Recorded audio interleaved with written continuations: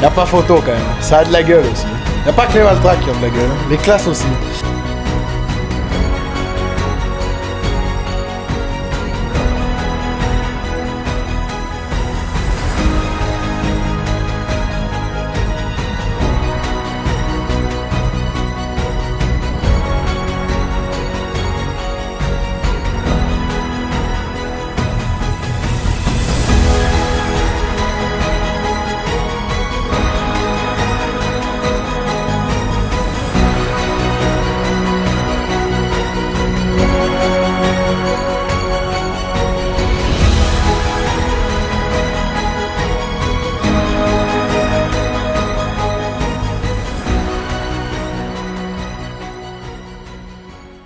Salut les bougs, j'espère que vous allez bien. Nouvelle vidéo aujourd'hui les amis. Comme vous pouvez voir, occasion spéciale, j'ai aligné les deux Valtra.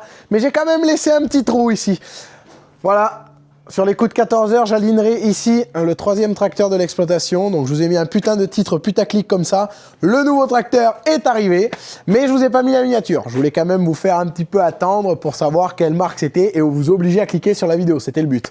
Voilà, donc vous avez quand même des petits a priori de couleur. Donc vous savez plus ou moins la marque, mais voilà, vous êtes quand même obligé de cliquer dessus.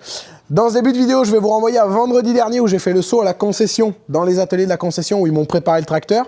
Il y avait quelques détails qu'on avait notés à la commande où il fallait qu'ils revoient ça, donc ils l'ont fait passer en concession pour le voir. Donc j'ai été le filmer vendredi dernier. Je vais vous mettre quelques rushs maintenant, ça dure 3-4 minutes, voilà. Je vous mets ça dans ce début de vidéo et on se retrouve sur les coups de 14 h pour réceptionner le nouveau tracteur. Voilà, là on est le matin, je vais prendre le temps d'aller manger tranquillement, installer les 2-3 trépieds pour faire des beaux plans vidéo. Et puis voilà, tranquillement, on va récupérer ça cet après-midi. Donc les amis, j'espère que cette vidéo vous plaira. Voilà, comme d'habitude, c'est enfin le lourd de la chaîne que je vous avais promis. Voilà, occasion spéciale aussi, je suis propre pour une fois. Voilà, je suis pas tout dégueulasse. Voilà, ça marque le début de la nouvelle année, le printemps arrive, c'est cool. Je vous ai promis qu'il y avait du lourd. Il y a une machine rouge qui est juste ici, que je vous ai toujours pas présentée, mais ça, vous allez la voir juste après le tracteur. D'accord? Capiche, c'est après le tracteur. Si vous n'êtes pas content, vous vous désabonnez, vous cliquez la vidéo. Voilà. Ciao. Voilà, je vous dis, je vous souhaite une bonne vidéo. Mettez un pouce bleu, abonnez-vous si mon contenu vous plaît, et je vous dis à tout à l'heure. Et ciao! Les amis, me voici donc arrivé à Ayas, en Gironde. Je suis venu voir mon tracteur qui est dans les ateliers juste derrière moi. Donc je vais pouvoir visiter la base également. Donc là j'attends Nicolas, mon commercial. Il va me faire visiter la base, on va faire un petit peu le tour du parc. Et on va aller voir également mon tracteur. Là ils sont en train de finir de préparer les 2-3 détails qu'on avait notés à la commande. On est quelques jours avant la livraison. Donc je vais vous envoyer 5-6 minutes de vidéo où je vais vous montrer un petit peu la visite de la base. Et puis bah écoutez, après je vous renverrai directement à la livraison du tracteur qui aura lieu dans quelques jours. Donc une petite cinématique d'une quarantaine de secondes de la base pour que vous voyez à quoi elle ressemble. C'est parti, bon visionnage.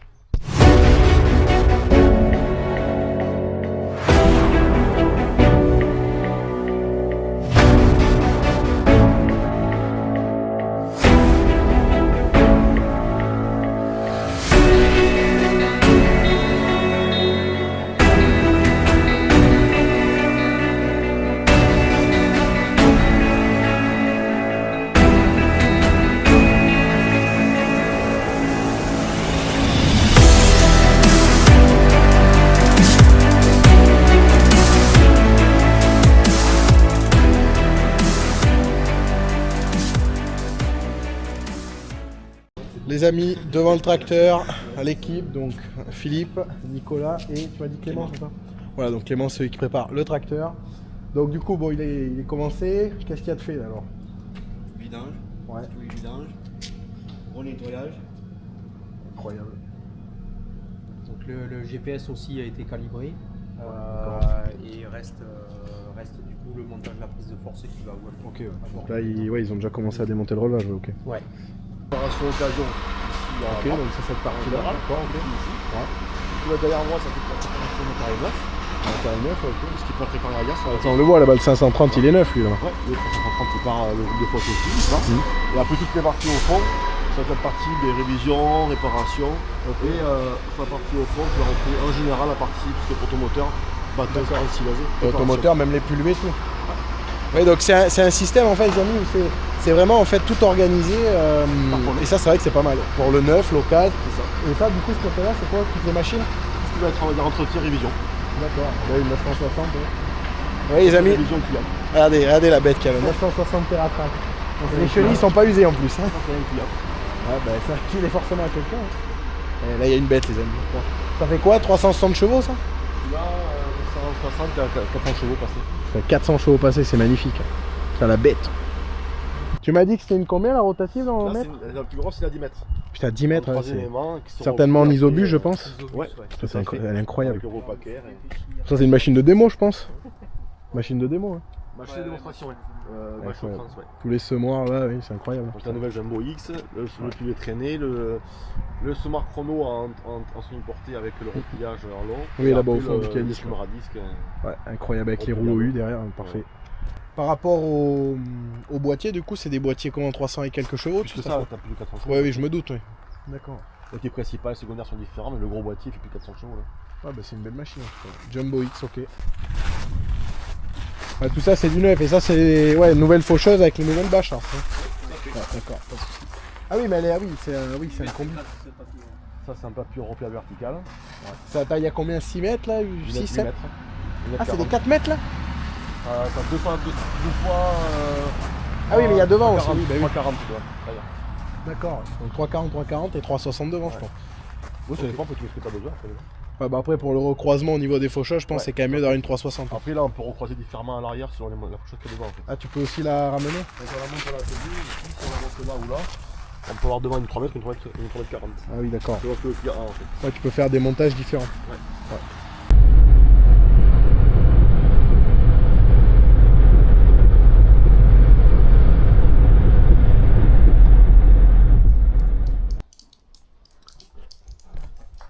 Y a pas photo quand même, ça a de la gueule aussi. Y a pas que les Valtra qui ont de la gueule, les classes aussi. Bon, de toute façon, c'était tout l'idée de laisser de l'Arion 660 que vous avez vu sur la chaîne il y a 2 ans. C'était, voilà, pour un futur, arriver à une finition Arion. Donc voilà, c'est chose faite. On est quand même 2 ans plus tard, mais c'est chose faite. Bon, il est venu le temps de vous faire la présentation. Donc, classe Arion 610. Donc pourquoi avoir fait le choix d'un 610? Donc dans mes recherches, j'étais soit sur un 500, soit sur un 600. Je suis parti sur un 600 pour son moteur 6 cylindres, avoir une cylindrée de 6 et pas de 4. J'étais entre le 610 et le 630, voilà. Donc j'aurais préféré quand même un 630. Je sais que j'ai fait le mauvais choix au niveau de la puissance par rapport au gabarit du tracteur. Enfin bon voilà, on verra bien l'utilisation. Il y a quand même de la patate, je l'ai essayé vite fait sur la route tout à l'heure, il y a de la pêche. Donc bon, très content. Donc pour commencer le room tour, donc on va arriver sur le côté gauche, donc... L'avantage de la cabine, c'est que c'est une cabine 4 montants. Donc, il n'y a pas un montant au milieu ici. Il n'y a que 4 montants. Donc, ça, c'est cool. On arrive donc au niveau du marchepied. On a la jauge hydraulique, l'huile de hydraulique et l'huile de la boîte. Si on relève la marche, on a à ce niveau-là la déblue. On arrive ensuite au niveau du réservoir à carburant. Là-dessous, on a le préfiltre à fuel. Donc, il suffit de démonter cette plaque, sauter les 3 vis pour aller changer ce préfiltre. Le réservoir de GNR. Là-bas, donc du coup, le filtre à fuel principal. On arrive à ce niveau-là avec les garde-boue, donc qui sont amovibles pour pouvoir aller faire la maintenance au niveau de la jauge à huile. Voilà. Si on continue un petit peu vers devant, donc on se retrouve avec le relevage avant. Voilà. À ce niveau-là, les commandes de relevage. Baisser le relevage, lever le relevage. Voilà, tout ce qui est pour la maintenance, les graisseurs, les boules d'azote. La prise de force frontale, donc ça c'est ce qu'ils m'ont monté. Bah, ça y était pas d'origine sur le tracteur, donc ça a juste été monté. Un double effet hydraulique. Une prise pour avoir l'électricité sur une machine. Et ici enfin une prise 3 plots. À ce niveau-là, on a une chape soudée au relevage pour pouvoir tirer le tracteur si on s'embourbe. Voilà, le relevage, les boules. Quand on arrive ensuite sur le côté droit, donc on a pareil, les garde-boue amovibles pour aller faire la maintenance. Le réservoir additionnel qui complète le grand réservoir à carburant, ce qui fait que pour le tracteur c'est le plus gros qu'on peut avoir. Voilà, le catalyseur du pot. Les clignotants, les feux d'urne. Un essuie-glace côté latéral. Voilà, le marchepied qui donne accessibilité à cette plateforme pour aller nettoyer les vitres. Mais également encore les panneaux de signalisation Europe, UE. Donc après, il y a les UE et il y a les US. Voilà, donc les US c'est les Amériques ou les Australiens. Mais là voilà, on est en Europe, donc on a des feux comme ça. Enfin, des panneaux comme ça. Les jantes, avec les voiles inversables. La monte de pneus, on est sur du Michelin Omnibib 580/70 R38. Donc le tracteur est vraiment super bien chaussé. Les pneus sont quasiment pas usés, hein, ils sont pas beaucoup usés. Donc ça c'est cool. Ensuite on arrive à l'arrière. Mettre en route la prise de force, l'arrêter. Lever, baisser le relevage pour le 3 points hydraulique. Ensuite, un temps, ils ont eu une norme Europe où les clignotants sortaient des garde-boue. Ça sera peut-être une pièce que je changerai parce qu'esthétiquement, c'est pas fou. Ensuite, on a les feux, donc on a 3 de chaque côté, donc 6 au total. À ce niveau-là, on a du coup le relevage. Donc le relevage, on a barre oscillante, piton d'attelage pour les bennes, la chape pour atteler un rouleau, une benne ou un plateau à foin. Le pneumatique. Enfin, le pneumatique ici, mais les bonbonnes d'air. Le filtre à air des bonbonnes, le fil du compresseur d'air. Un endroit pour mettre les boules d'attelage. Le 3e point hydraulique. 4 distributeurs hydrauliques à l'arrière. Les freins pneumatiques, comme je le disais. Prise Power Beyond. Avec ici un retour pour brancher ma ligne de semis, donc mon combiné de semis en 3 mètres. Le LS. Une prise 3 plots. La prise de frein. Voilà. Une prise pour mettre par exemple l'électricité des clignotants du semoir d'engrais. Notre faisceau Isobus. Si j'arrive à l'ouvrir, ça serait pas mal. Ah non, mais c'est ici. Voilà, notre faisceau Isobus. Quelques vannes de retour. Alors ça, j'y toucherai pas, parce que je sais pas trop à quoi elles servent. Voilà. Double gyrophare. Et on arrive enfin comme ça. Je ne l'ai pas forcément présenté, mais on a également l'option des rétroviseurs électriques. Donc c'est un tracteur qui est de 2019, qui a aujourd'hui 3500 heures de mémoire. 3500 quelque chose. Voilà, c'est un tracteur qui est vraiment en superbe état.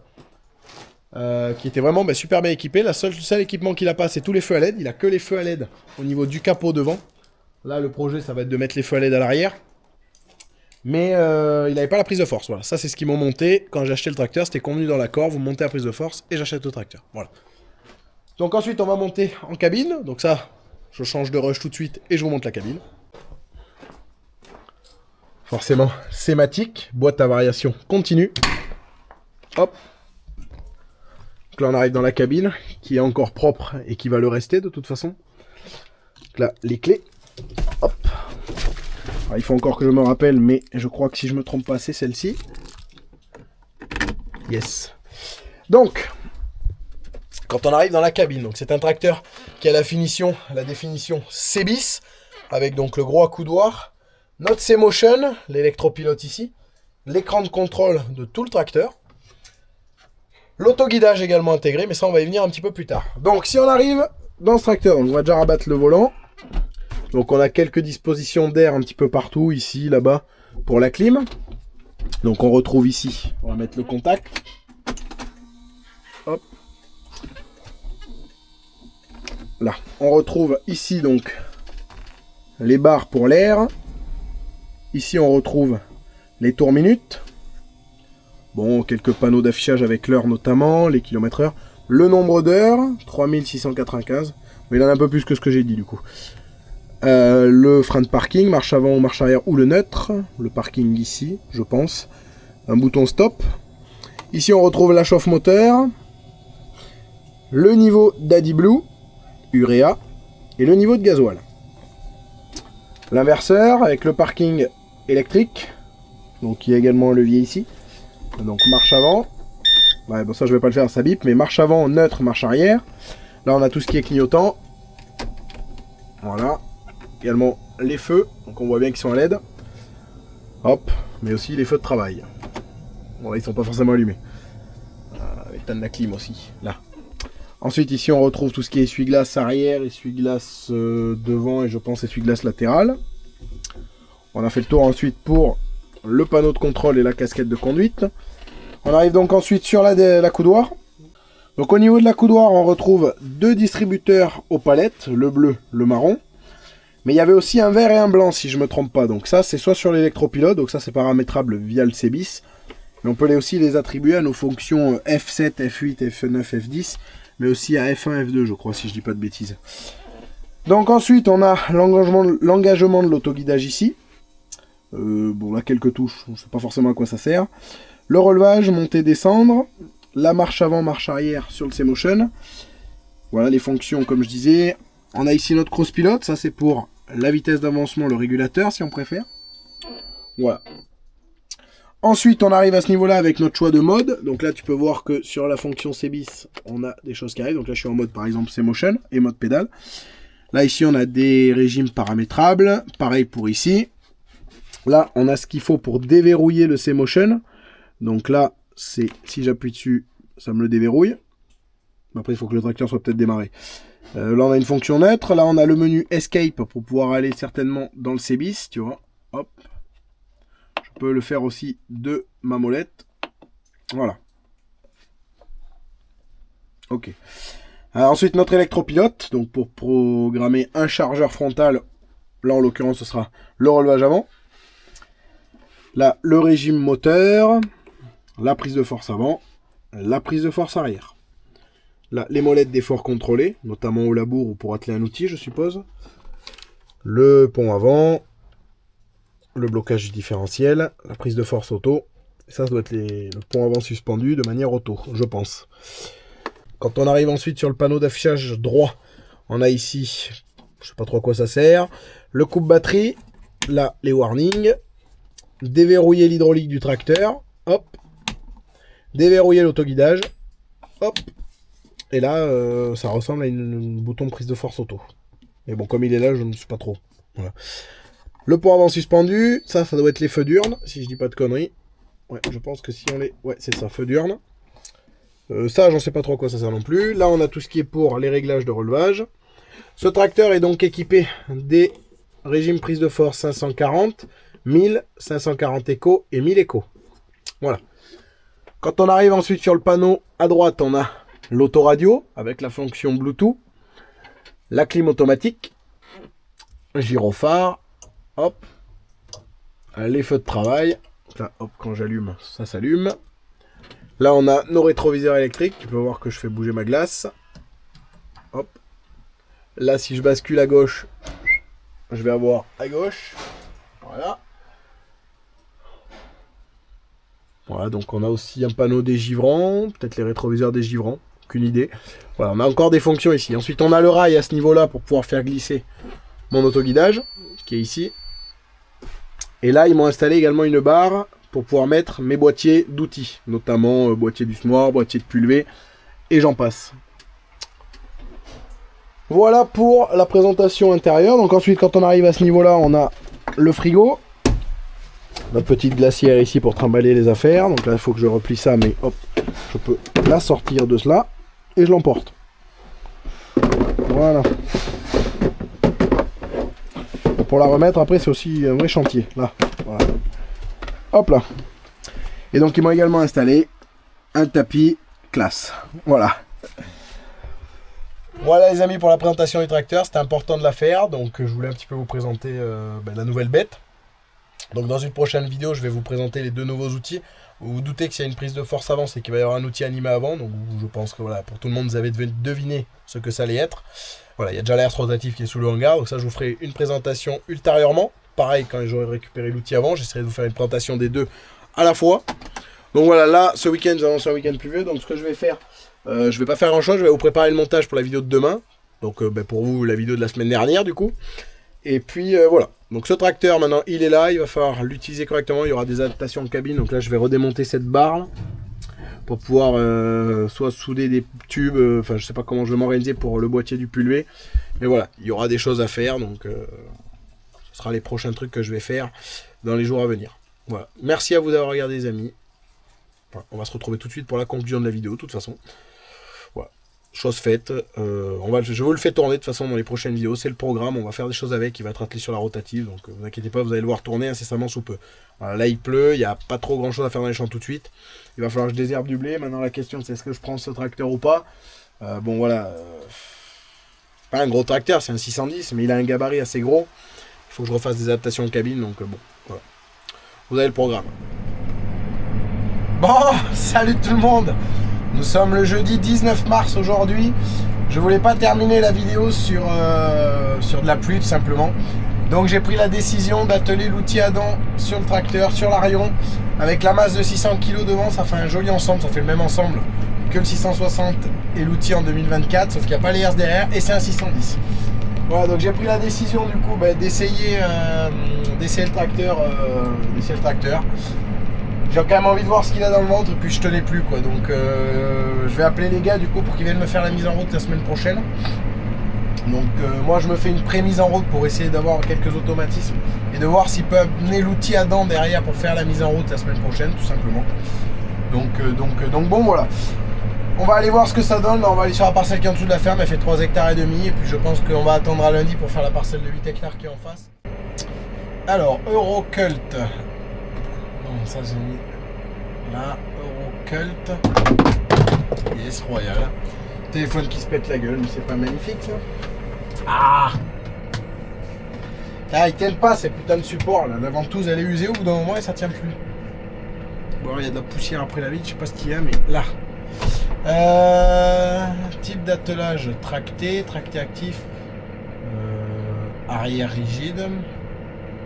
Paramètres d'outils largeur, on va mettre 3,50 m. On va mettre 3,70 m. Ce qui fait 4 mètres, mais pas 3 mètres non plus. Type de contrôleur, non mais aucun.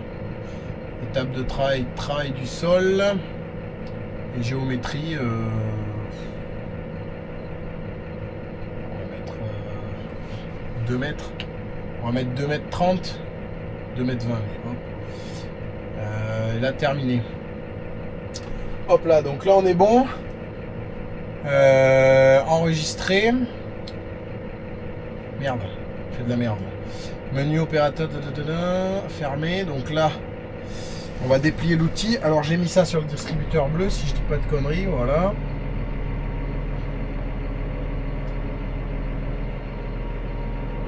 Hop. Je vais pas me mettre ici là, je vais avancer un peu parce que ça va être gras sinon. Enfin, ça a l'air des pires. J'arrive plus à parler là, ça y est. Alors par contre, il faut que je crée une plage dry. Donc là, du coup, je vais ici. Plage de vitesse, là, je vais mettre. Voilà, on va mettre moins, il n'y a pas besoin d'aller 8 km/h. On va mettre 7 km/h pour commencer. Clac. Est-ce que j'ai fait de la merde ou est-ce que j'ai mis la bonne plage de vitesse là? Bah non, plage de vitesse rapide. Pourquoi il veut monter à. Bon, on va voir. Allez, on va essayer. J'arrive à me maintenir pas loin de 7 km/h. Il le fait pas mal, hein, ça le fait. On va descendre voir la profondeur, j'ai relevé un peu l'effort, c'était un peu dur, à 130 chevaux à la boîte, c'est un peu chaud quoi. Mais ça le fait. Au niveau de la chauffe moteur 85 degrés, il monte pas au-delà donc c'est pas mal. On va descendre voir au niveau de la profondeur ce que ça donne. Et écoutez, pour un travail de fissuration, c'est pas trop mal. C'est pas mal. Allez, on va aller voir ce que ça donne.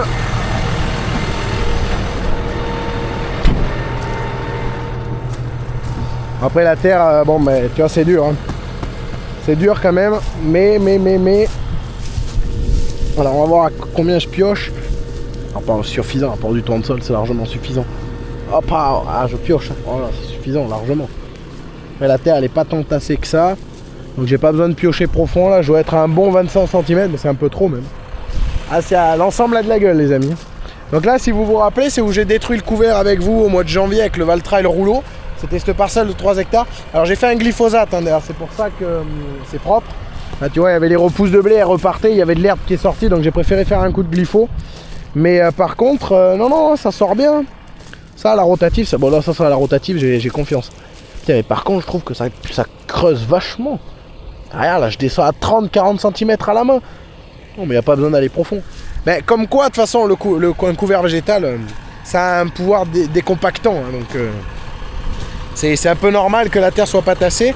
Alors on a bien les chaumes de paille, hein, on a bien cette matière organique qui reste. Et on a un profil de terre qui est pas tassé du tout. Un petit lombric là. Hop. On a un petit lombric ici. Et on a un profil de terre qui est pas tassé. Surtout l'avantage comparé à la charrue, c'est que je détruis pas mes vers de terre en fait. Je les conserve. Après comme tu peux voir, bon ben on a quand même de la profondeur, hein, ça pioche. Mine de rien je dois piocher là, avec les carbures, voilà tu vois. On voit encore de la rouille à ce niveau-là, je dois bien piocher d'un bon 20 cm. Mais franchement, je suis agréablement sûr. Le tracteur patine pas. C'est comme le 660, les amis. Ça dégrade pas, rien. Bah après, quand on prend au bon moment, c'est pas mal. Bien nettoyer la cabine avant de partir quand même. Bon, l'autoguidage, on est en EGNOS, on n'est pas en RTK. Il n'y a pas d'abonnement dessus, c'est un autoguidage gratuit entre guillemets.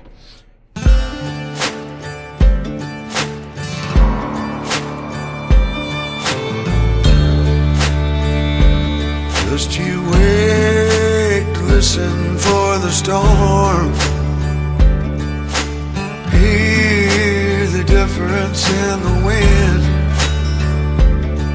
When dark clouds form and start to turn, I'll run again. Far away when the hurricane comes in.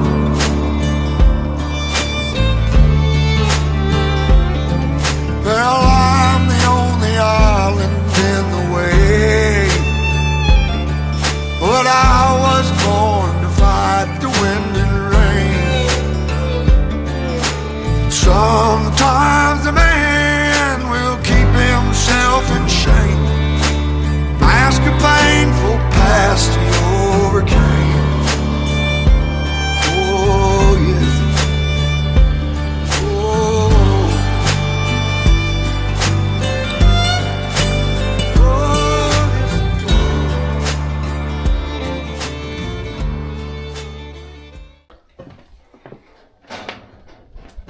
Bien, me voici donc arrivé, ça y est.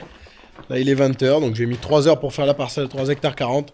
Bon, j'ai peut-être mis une bonne demi-heure de plus qu'avec le Valtra, forcément, hein, ça tire beaucoup plus. Enfin, c'est pas que ça tire plus, mais c'est qu'il y a moins de puissance, c'est tout à fait logique. Donc bilan, compte rendu, tracteur qui pèse 6 tonnes et demi, je crois. J'ai dégonflé un peu les pneus, pas assez à mon goût, donc demain je vais les redégonfler un petit peu plus. Le compte rendu, c'est que 130 chevaux sortis de la boîte.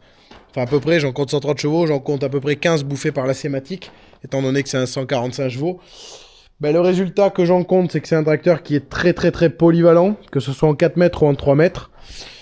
Ben, il amène vraiment bien, pour le coup. Hein. Bon, il manque de puissance, ça c'est clair et net. Mais il amène vraiment bien. Je pense que une petite optimisation moteur jusqu'à 150 chevaux serait la bienvenue. Et 145-150 chevaux, boîte, et je pense qu'il amènerait beaucoup mieux. Les amis, merci à vous d'avoir regardé cette vidéo, un grand merci à vous de me suivre. C'est grâce à vous que des projets se réalisent comme ça, que ça me donne envie de les réaliser. Voilà, c'est pas fini, c'est que le début, j'ai que 20 ans, hein. Voilà, j'ai vocation à m'agrandir, à acheter plus de matériel, à récupérer des terres, à m'agrandir, voilà, c'est tout, c'est le simple mot. Vous verrez des choses évoluer également dans l'année 2026. Voilà, j'en dis pas plus pour l'instant.